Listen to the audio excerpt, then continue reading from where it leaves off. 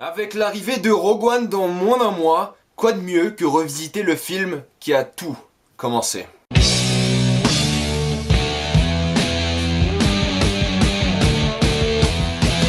Star Wars épisode 4, un nouvel espoir, ou comme on l'appelait avant, la guerre des étoiles. Avant toute chose, j'ai 4 autres critiques de Star Wars, 1, 2, 3 et 7. Je vous conseille fortement d'aller les voir. Et cette vidéo est une critique de la version Blu-ray du film. Donc littéralement, la pire version du film. La pire. Ah, Star Wars, probablement le film le plus connu de tous les temps. Mais comment est-ce qu'on est arrivé là? Est-ce mérité?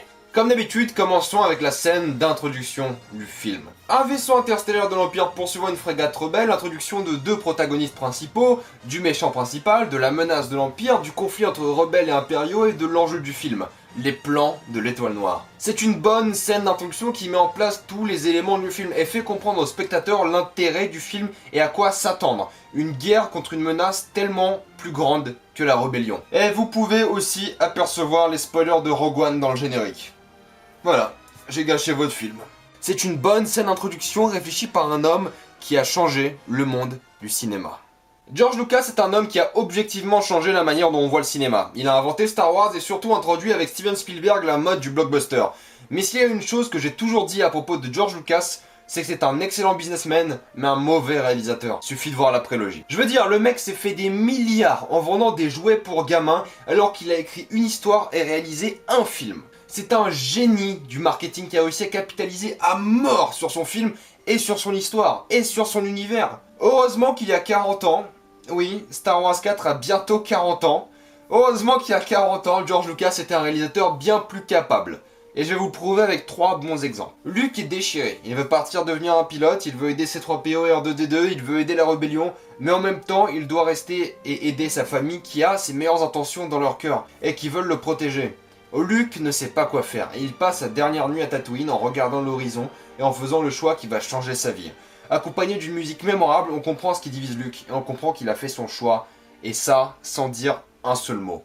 Deuxième exemple, Obi-Wan et Vador s'affrontent dans un combat qui a l'air équilibré. Luke et son gang s'échappent et parmi la foule, Luke et Obi-Wan croisent leurs regards. Un regard qui symbolise le départ et l'acceptation d'Obi-Wan. Son temps est passé et il faut entraîner la nouvelle génération.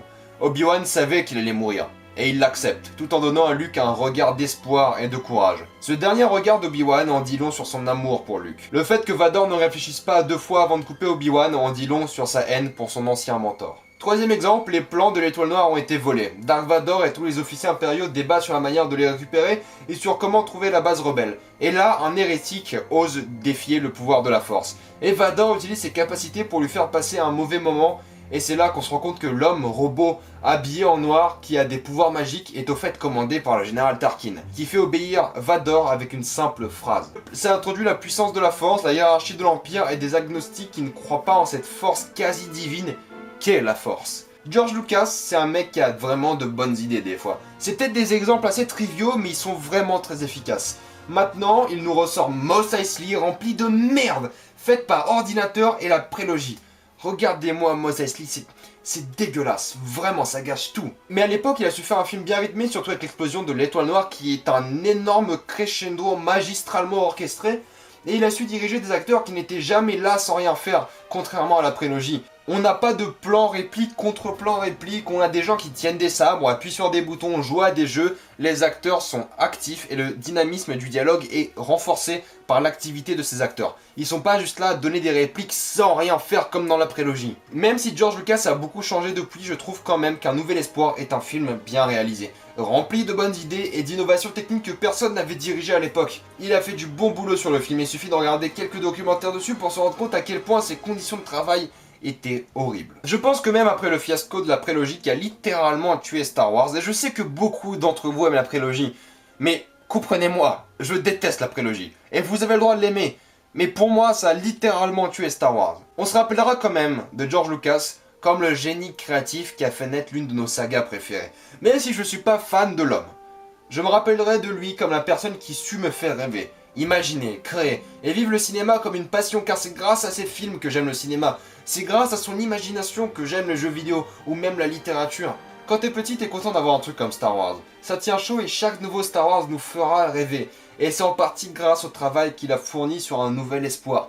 Je suis content que tu te mêles plus à Star Wars, George. Vraiment, je suis content que t'aies vraiment plus rien à faire avec Star Wars. Mais merci quand même de l'avoir créé. George Lucas a mine de rien réussi à créer une chose bien précise. Une mythologie. Combien de films pouvez-vous citer qui ont créé une mythologie comme Star Wars? Combien de films qui ne sont pas adaptés de livres ont su faire ça?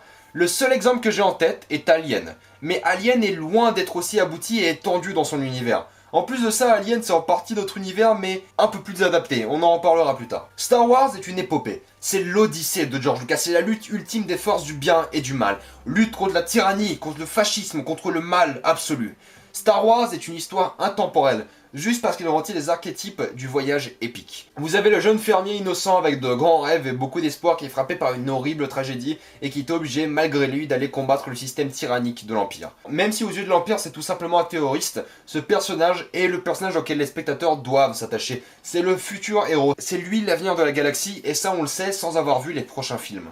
On a le vieux sage qui est là pour apprendre aux protagonistes les voies ancestrales qui régnaient quand la démocratie régnait, vieux sage qui donnerait et qui donne sa vie pour l'apprentissage du jeune protagoniste. On a les deux sidekicks rigolos qui sont au fait très importants à la cohésion de l'équipe et au fonctionnement global du plan. On a souvent le préféré des fans avec l'arrogant, narcissique, cupide contrebandier qui fait les choses de manière illégale mais qui au fond de lui a un cœur en or. C'est aussi le personnage qui est à sa fois remis en question par les voies ancestrales de la force et par leurs fidèles. On a aussi son sidekick loyal, fidèle, moqueur mais qui donnerait sa vie pour son meilleur ami. D'ailleurs, il aurait bien aimé le faire. On a le futur love interest en péril, ne se souciant que de ses idées et de ses principes moraux et qui ferait tout pour vaincre le système dictatorial mis en place. Mais bien évidemment, on a la mise en forme de la menace impériale, symbolisée par le seul et l'unique Dark Vador. Cruel, direct, violent, puissant, menaçant et obéissant, c'est l'image parfaite pour l'Empire. L'antagoniste parfait à notre nouveau héros et le vieil ami de notre vieux sage. Puis on finit par l'Empire imposant, dominant, surpuissant et de l'autre côté la rébellion, affaiblie en infériorité numérique et combattant comme elle peut. Star Wars c'est l'histoire de David contre Goliath, les petits héroïques contre les géants despotiques. C'est pour ça que Star Wars est une grosse histoire, parce qu'il y a des thèmes qui font rêver et qui inspirent. Ce sont des thèmes qui font face au test du temps. Et c'est magique la manière dont les personnages se complètent, ils ont tous des personnalités différentes et qui permettent d'avoir des situations intéressantes et un dialogue dynamique qui ajoute toujours un peu plus à la personnalité des personnages. Regardez la scène où Luke s'entraîne au sabre laser pour la première fois. On a Obi-Wan qui enseigne Luke, C-3PO, Chewbacca et R2-D2 qui jouent aux échecs et Han qui vient de dire de la merde sur la force. Et R2-D2 fait encore tout simplement de la merde pour énerver Chewbacca. C'est ce qu'on aime, c'est cette alchimie. On a un spectre de personnalité et de positionnement géographique intéressant et des personnages de plus en plus attachants. C'est pareil quand ils essaient de sortir de la poubelle, on a Leia qui gueule sur Han, Han qui gueule sur Leia, Chewbacca qui frappe la porte sans réfléchir et Luke qui cherche tant bien que mal des solutions. C'est ça d'avoir une bonne alchimie dans votre film, c'est quand vous passez du plaisir à voir les personnages et c'est quand vous vivez les mêmes choses qu'eux, leurs amours, leurs chagrins, leur bonheur. C'est pour ça que la trilogie est magique et c'est pour ça que Star Wars 7 est magique et c'est pour ça que la prélogie est un échec. On manquait de légende, on manquait d'amour, on manquait d'alchimie, on manquait d'idées, on manquait de talent, on manquait de tout ce qui rendait Star Wars magique.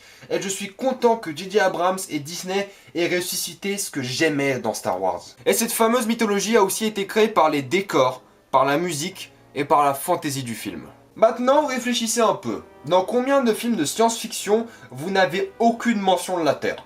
De l'humanité telle qu'elle l'est. Tous les classiques de SF sont adaptés de notre univers. C'est d'ailleurs la définition même de science-fiction. C'est pour ça que Star Wars n'est pas de la SF.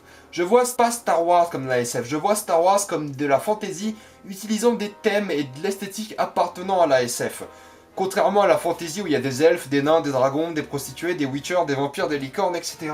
Star Wars est un univers de fantasy qui est bâti sur le décor et les costumes et la musique. C'est pour ça que c'était important d'avoir un Star Wars 7 sans trop d'images de synthèse. Il fallait garder l'authenticité du film original car Un Nouvel Espoir est rempli de perles artistiques. L'Empire blanc et noir, bien carré, massif. Les rebelles aux figures arrondies, aux couleurs plus vives. Le meilleur exemple est la Cantina. Regardez-moi ce nombre impressionnant de créatures toutes différentes. Juste avec ça, vous avez de quoi faire un univers étendu. Chaque créature est différente et chaque créature a l'air d'avoir une histoire et une personnalité. Les costumes sont géniaux et tous les décors sont représentatifs de là où ils se trouvent. La Cantina sale, rigide et désolée comme le reste de Tatooine. Yavin 4, cheap mais fonctionnel comme la Rébellion. Et l'Étoile Noire, massive, opérationnelle et imposante comme l'Empire. George Lucas et son équipe ont su créer une histoire et puis après nous la dessiner. Je vous conseille fortement d'aller voir les dessins de Ralph McQuarrie ils sont tout simplement magnifiques. Mais c'est beau d'avoir de beaux dessins, mais sans musique, vous n'avez rien dans le monde de la fantasy. Imaginez-vous le Seigneur des Anneaux sans musique, imaginez-vous Jurassic Park sans musique. Et bien maintenant, imaginez-vous Star Wars 4 sans la musique de John Williams. Et je n'ai pas fait mes comparaisons au hasard, c'est bien de la musique de fantasy et non pas de la musique de SF comme un Alien, Blade Runner ou Inception. Que ce soit Binary Sunset, la musique de la Force, la musique de l'Empire, le leitmotiv présent dans Star Wars renforce vraiment son aspect épique et intemporel. Suffit d'écouter quelques notes de Binary Sunset et vous allez tout de suite penser à cette fameuse scène. Suffit d'écouter les notes du générique et vous allez tout de suite avoir des frissons. Suffit d'écouter les notes de la victoire et vous allez tout de suite vous voir à côté de Han, Luke et Leia en train de recevoir votre médaille pendant que Chewbacca n'a rien. C'est un truc que John Williams a réussi à faire tout le long de la saga, sauf peut-être dans l'épisode 7 qui manque vraiment de cette touche Williamesque. Mais sinon c'est un maître de l'art, et l'utilisation de la musique par George Lucas est phénoménale. Car ce n'est pas juste un truc en plus comme dans la majorité des blockbusters de maintenant. Dans Star Wars, la musique est aussi importante que l'image et que le dialogue et que la mise en scène. Je crois que vous avez compris que j'aime bien ce film. Star Wars 4 était le début d'une longue histoire qui ne s'arrêtera probablement jamais, du moins pas pour l'instant. Ce qui est dingue, c'est que même après 7 films et 40 ans, bordel, 40 ans, ce film reste encore magique. Ce film reste un classique du cinéma juste pour ce qu'il a réussi à accomplir. Je ne dirais pas que le chef-d'œuvre qui est l'Empire contre-attaque, mais on n'est pas loin. Entre l'univers que Lucas a créé, la musique de Williams, les personnages attachants, la direction artistique de McQuarrie, les décors, les costumes et la mise en scène, Binary Sunset, bordel. Star Wars 4 est un excellent film qui ne sera jamais oublié. Ça restera à tout jamais un classique du cinéma moderne et c'est amplement mérité. Avez-vous vu Star Wars épisode 4? Bien sûr que vous l'avez vu. Il y a un moment, il faut arrêter de déconner, bien sûr que vous l'avez vu. Mettez-moi dans les commentaires ce que vous pensez de Star Wars épisode 4, est-ce un film qui a bien vieilli? Est-ce que c'est un film que vous préférez? Préférez-vous Star Wars 4 à Empire contre-attaque? Allez voir mes dernières vidéos, allez voir mes 4 critiques de Star Wars que j'ai fait sur l'épisode 1, 2, 3 et 7. Abonnez-vous à la chaîne, suivez-moi sur Twitter et sur Facebook, et moi je vous dis à la prochaine fois, salut à tous.